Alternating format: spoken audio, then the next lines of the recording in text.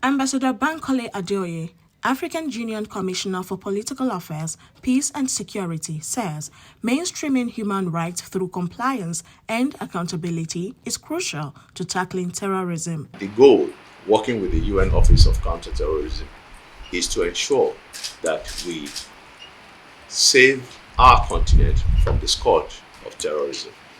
But doing so needs two things or three things. First, the kinetic approach you referred to, Commissioner, which is what we call peace enforcement, a whole of society approach, and of course, a whole of government approach. We must remain focused on ensuring that international humanitarian law and international human rights law continue to be respected.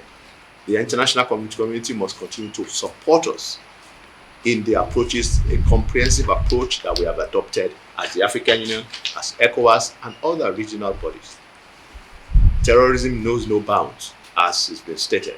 It's a borderless ideology of hate that is perpetrated, but those of us who fight against this scourge must fight within the confines of international law. I think that's the beauty of this program.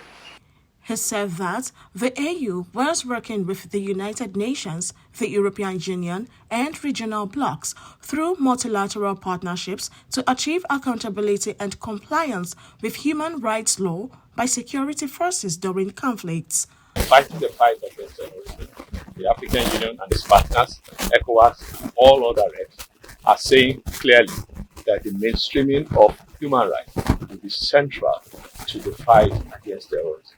It will be central to the fight against violent extremism. It will be central to the ideology of hate perpetrated by terrorist groups.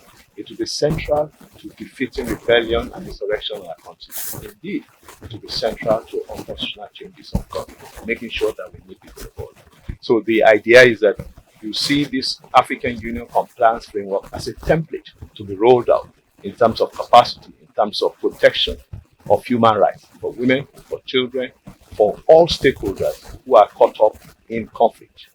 Our goal is that we must have and build a continent that is conflict-free, but that is based on Agenda 2063, the Africa we want. And the Africa we want can only be steady, can only be realizable, can only be achievable, including by extension the Sustainable Development Goals of the UN, if human rights are protected.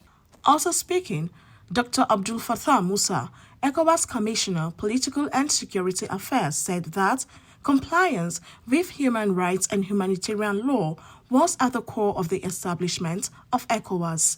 It is within this framework that we have the ECOWAS Standby Force, whose antecedents were ECOMOG in Liberia in the early 1990s in Sierra Leone, when ECOWAS had to virtually single-handedly move into this country to stop carnage, civil wars in those countries. And at the core of it is the operationalization of the ECOWAS Standby Force as one of the 5 brigades of the African Union.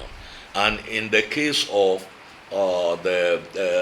ECOWAS, we are supposed to develop a kinetic version, of this counter-terrorism force, because the whole region is being swamped, by terrorist groups in the Sahel, toward the coastal country, the Lake Chad Basin, and then all that. And it is very important that we deal with that, because without sort of degrading, terrorist groups in the region, we can forget about development. We can forget about governance and all others.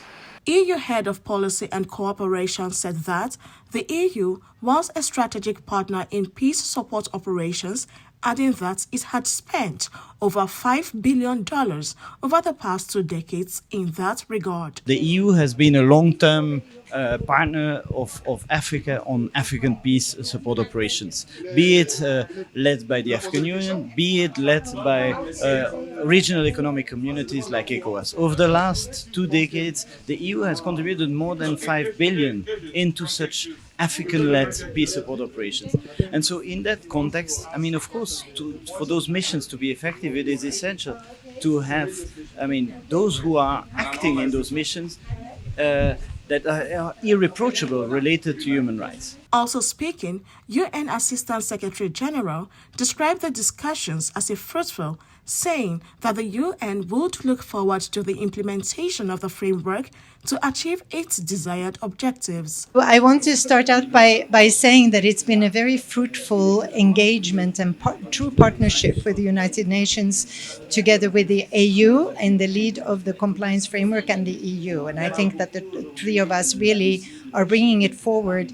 In addition to the compliance framework, there is a broader agreement between the AU and the United Nations dating from last year, which is the joint framework for human rights that really covers all human rights issues across the continent that we also will have many different opportunities to work on.